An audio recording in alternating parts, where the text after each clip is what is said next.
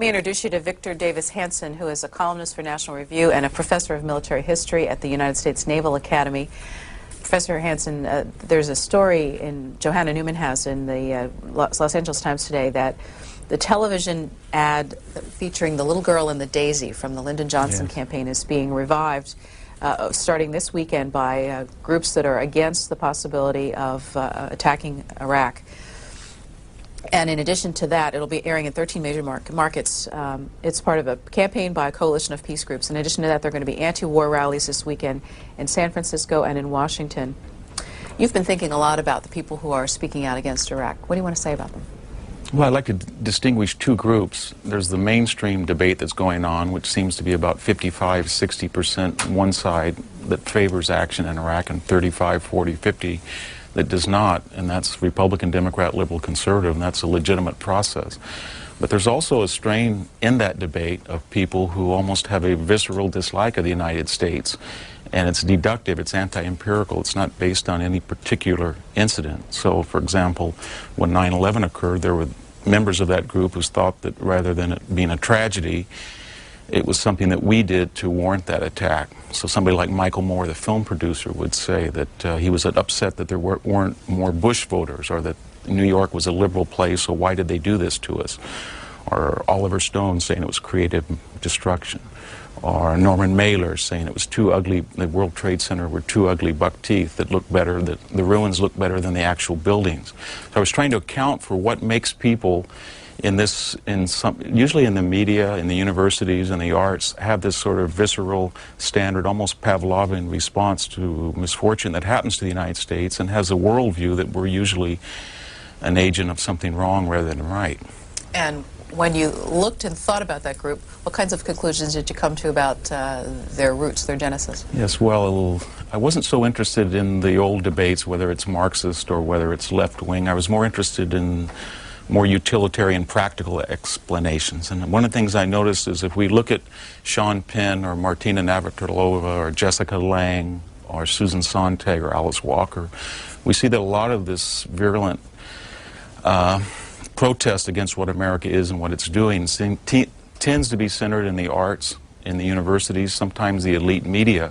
And I was trying to account for why that was so, and I came up with a couple of suggestions. One is that a lot of people in these areas are immune from the old insecurities of American life. We don't see it too much on the farm, the coal mine, the steel mill. I live on a farm in Central California, and I was struck that when I went up to university, 90% of the English professors, or the history professors, or the sociologists would have a particular view about 9/11 that was not shared at all by the people that I grew up with and I worked with on the farm.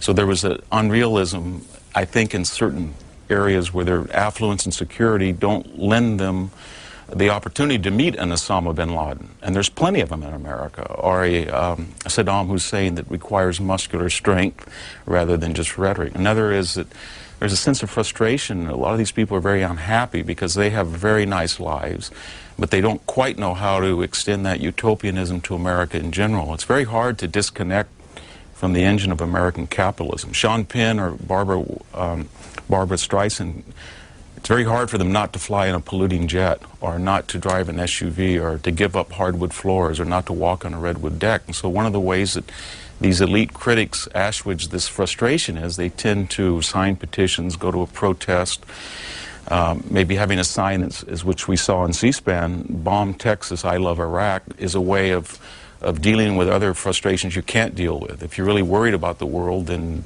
do certain things that would affect your life in a very dramatic way. Put your kids in an integrated school, live in a poor area, intermarry with the other. But a lot of these people in the university and the media are just simply disconnected from American life, and that makes them feel these strange and sometimes antithetical emotions. Because you have identified many of the critics as being in academia or in the arts, do they then have a disproportionately loud voice?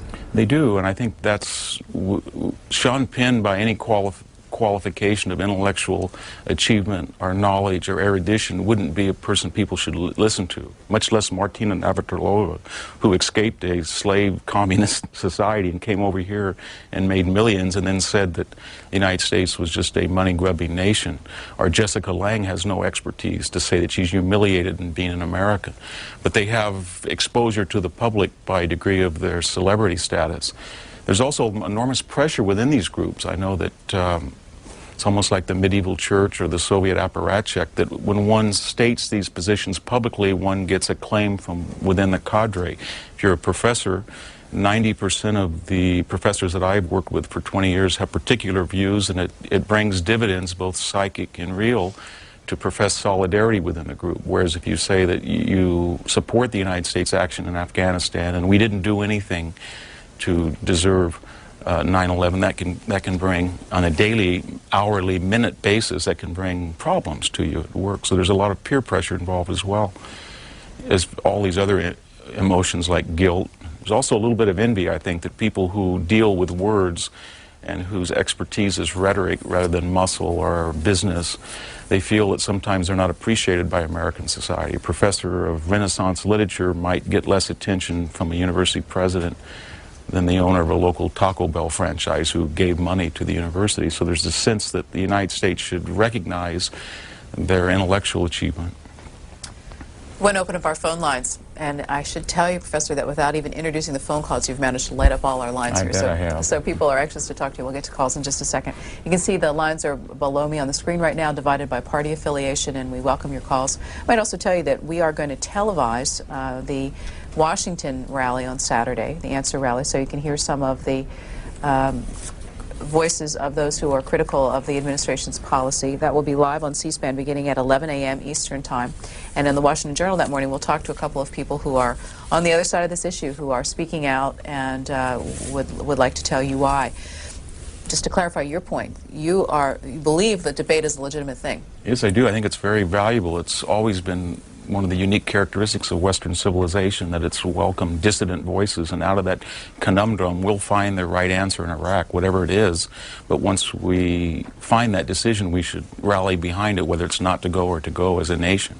That's essential, whichever way you feel. I'm talking about a particular strain or fringe of that debate who has used the Iraqi issue as 9/11 issue, as Afghanistan, to voice a more deductive, virulent dislike of what America represents. Let's go to our first call for you. It's from Medina, Ohio. You're on the air. Yes, Professor, I tend to agree with you to a certain extent. The left wing, the massive left wing, is guilty of, they're traitors. And I see no use for them. Well, I don't know if they would see themselves as traitors, but I'm a classicist as well as a professor of military history. When you have somebody like Sean Penn who travels to Baghdad in a time of hostilities, then that borders on the classical definitions of disloyalty. I don't think anybody would have done that in the eve of World War II, gone to Tokyo or Japan or gone to Pyongyang during Korea. So that really disturbed me when he did that, especially when people address Iraqi officials and think that they're being asked because of their wisdom rather than their propaganda values. Very naive, if any. At least it's naive, and at worst it's near treasonous. Pittsburgh, Kansas. Good morning. Good morning. Yeah, this to Professor Hanson. I'm a professor of sociology, and I'm one of those 90% that you're talking about. And I would suggest that probably you should read Seymour Martin Lipset's book on the divided academy, and also his famous work on Political Man. I have. Where he really goes into a great deal of detail to talk about, academics, and he talks about, class positions and so on. I certainly agree with you that traditionally it has been middle-class youth, and that's all over the world. Korea, for example, where you have students basically protesting against their dictatorships and trying to transform their societies into a democracy. However, I certainly think that you're right about the celebrity issue, and that these same people seem to show up over and over again on these anti-war protests. But on the other hand, within the academic world itself, you certainly have a big division, not to lump it, everybody into the same category, that you have business professors that are very, very conservative. You have people in the natural sciences who are also very, very conservative in terms of what Lipset and Ladd have to say. That, of course, I think that is our responsibility to present what I consider to be a really far more accurate understanding of what's going on, and especially in these period of time where I think the conservative side has really presented a very skewed understanding of what American foreign policy is all about. Well, let me jump in so we can get a response. Thanks for the call. I think you make some points there that the business schools and the engineering departments, perhaps even the natural sciences, tend to be a little bit more balanced and reflect the actual breakdowns or fault lines in American society. But the humanities are not. And we don't have a group that's as conservative as in the university as the humanities are liberal. And they tend to be the intellectuals that are prominent in the media. And the example of South Korea was actually germane to our discussion, because notice that the United States, through the loss of almost 50,000 American lives and millions of people who have served there for 50 years, created that bourgeoisie, capitalist, free society. And yet you have protests in South Korea against the United States, but nobody in South Korea would migrate to North Korea. Nobody in South Korea is demanding that American troops, at least in positions of responsibility, would leave. So there's almost a boutique nature even there, that they want to vent rage at the West, at capitalism, at America, but not to the degree that it would actually endanger their daily life by removing that tripwire and then dealing with a real North Korea that might be something quite different than they fantasize about. This is the piece that we read, upon which we invited Victor Davis Hanson to the program. It was published on the 13th of January in opinionjournal.com. That's the Wall Street Journal site. Now, I do believe that is a paid site, so there is another place to read it as well, which you can get online for free, and that is nationalreview.com. Yes, it is. It was there last week, and you can cross-list it. And the piece is lengthy, and you are welcome to read more than we can give you in this half-hour conversation with Victor Davis Hanson. Next call is from New York City. Go ahead, please, New York. Welcome to the program. Thank God for principled people like Sean Penn, who, even though George Bush has tried to turn our whole country into a Texas-style police state, can still find it within themselves to go and take a stand against this deranged war that people like this guy, who really are spewing the same old canards about the media elite that you hear from fanatic fascists like Rush Limbaugh. This guy here, his agenda is the same as the fanatical chicken hawks who strut up and down through the State Department every day, and who really have no other goal but to turn us into a vassal state of Israel. This guy just wants to send our youth over as chicken fodder and rather cannon fodder to press George Bush's deranged vendetta against Saddam Hussein. It's sick, it's disturbed, and people like this are just really in the great tradition of Joseph Goebbels. Instead of being a Nazi, this guy is just a Zio-Nazi stooge. Very strong language. What would you like to say to him? Well, I think that last caller sums up exactly what I was talking about. When you use words in a principled debate like fascist and stooge and Goebbels, you see that there's a group of Americans, not many, but who don't look at the situation empirically, but have this preconceived idea that any opposition or any free discussion that identifies these problems, that it must be fascism. One of the things I was struck with is the term of chicken hawk. So far in this war, the most dangerous place to be is in a high-rise in Manhattan.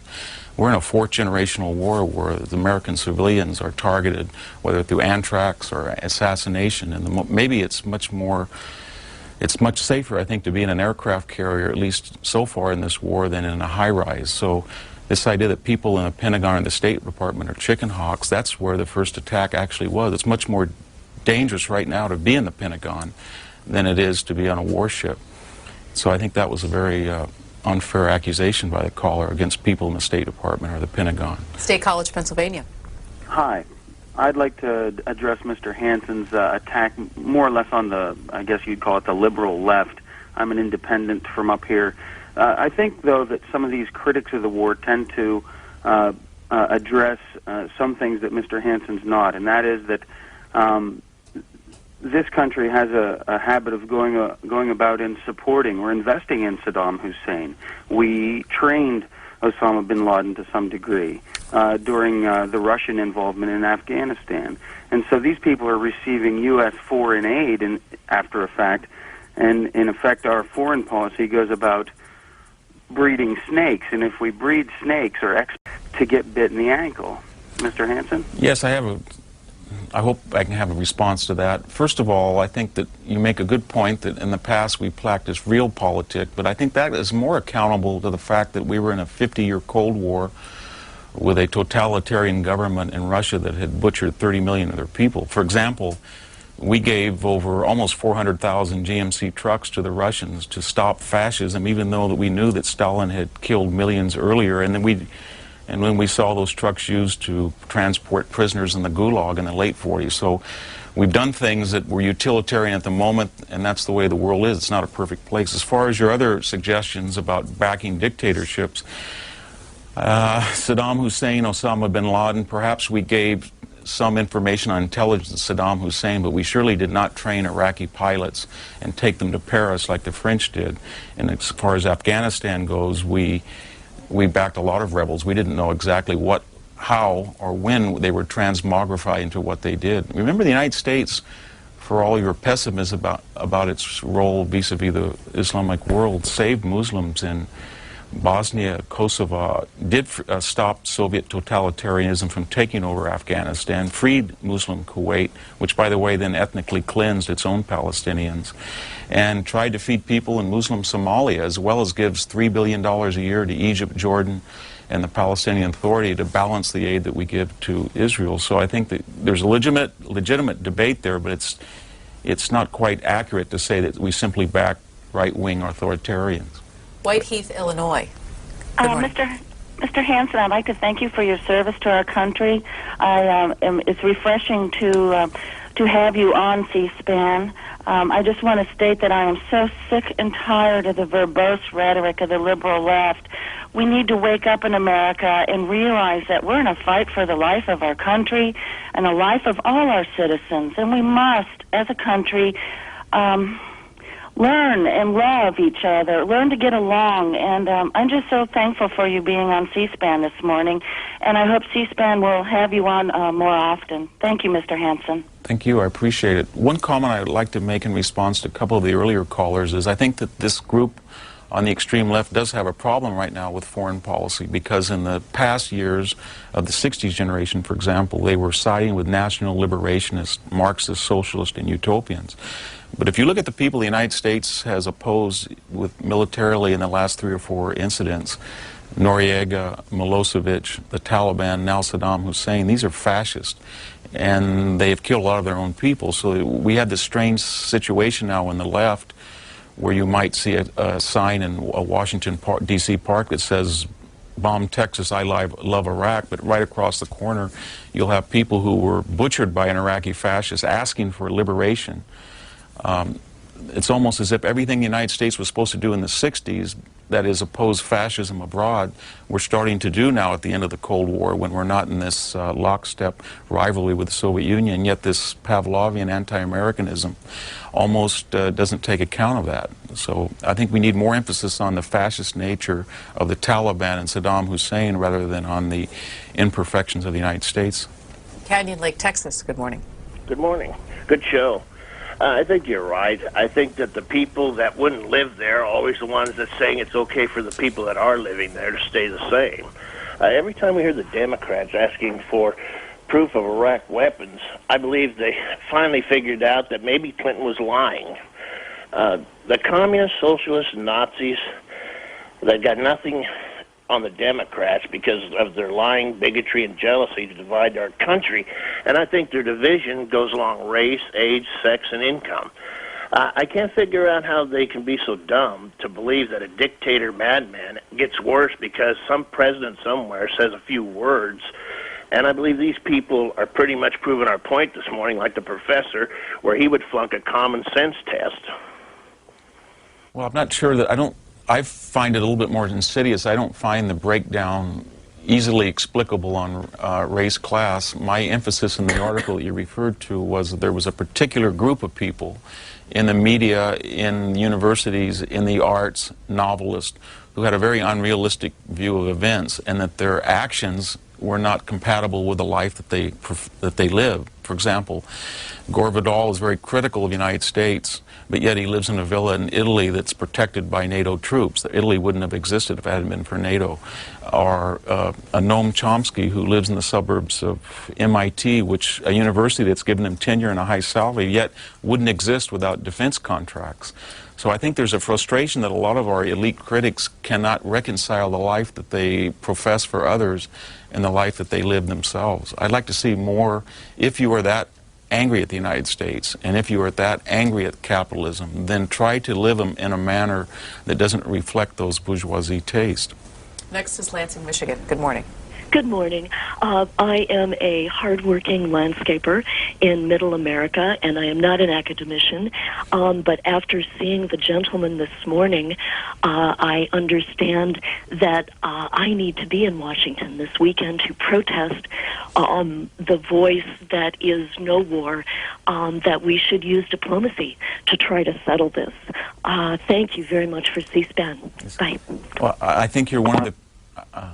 I think that she's the caller that I was mentioning that's very valuable, a good voice to have in America, that it's the person who has a legitimate difference with the government, is coming to express a protest against the government, wants a redress of grievances, but I don't think that the last caller will have a sign that says, "Bomb Texas, I love Iraq." So there's a little difference between that type of protest, which is necessary and valuable in American society, and the extreme form that expresses a visceral dislike of America. Oxford, Mississippi. Oh, yes, Mr. Hanson, I read your book, An Autumn of War, published by Anchor Books, and I recommend that to any person, any thinking person in the United States. I think that you are the best voice for America. If people would just listen to you, that they would understand so much about the way this country has functioned in the past and the way it is going with this war in Iraq. You're a military historian. You're a classicist. You understand more than anybody else in this country. I've read almost every book on this subject, and you must be heard. And you have to increase your voice, because the people that are out there, they're trying to override the things that you are saying. And these people are wrong, and you, sir, are right. Thank you. One of the things I think we need to keep in mind is that we shouldn't demand utopian perfection, even though that we have comfortable, leisured lives, and we would like that for the entire globe. The history of mankind is one of fallacy, mistakes, confusion. We try to do the best we can according to our station at this moment, and so then we don't really need to... I think a lot of these elite critics have these unreal expectations about the nature of man, as if Saddam Hussein can be talked to as if he was a colleague in the faculty lounge or the library carrel. The whole beauty of Western culture wasn't that it was perfect or it was morally without blemishes, but simply that it had a system of self-critique, that it involved reason, that it wasn't simply a theocracy, or it was not just a deductive society. It had a mechanism from the Greeks onward that allowed these discussions, and then it would improve or evolve. But somehow we've got these critics who think that because there had been the sins of man in the West, in other words, if all societies in the world had slavery, and the United States had slavery, and then it fought a war where 600,000 people were killed to end it, and it had a conversation, although a late one, then that somehow means that the United States is just like any other country, except the fact is we have slaves all around the world today, in places in China and the Sudan.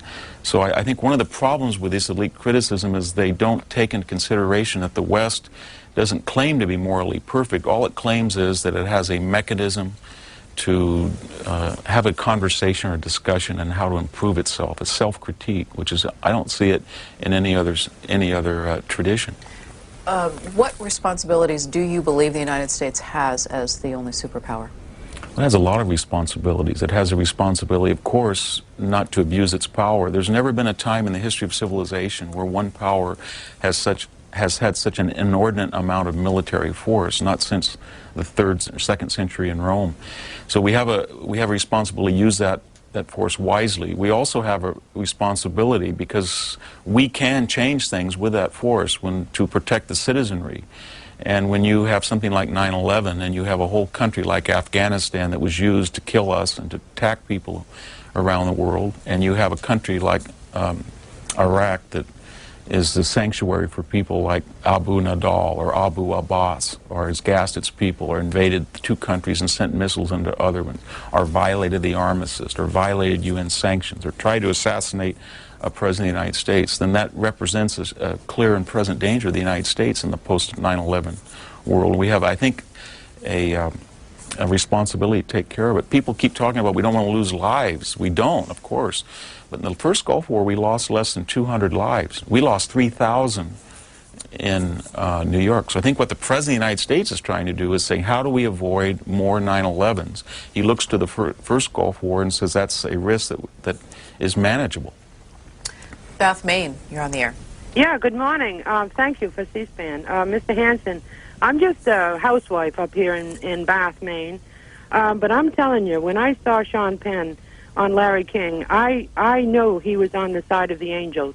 And if for you to say anything against liberals, even though you are a soft-spoken person, I believe this war on Iraq is only for oil.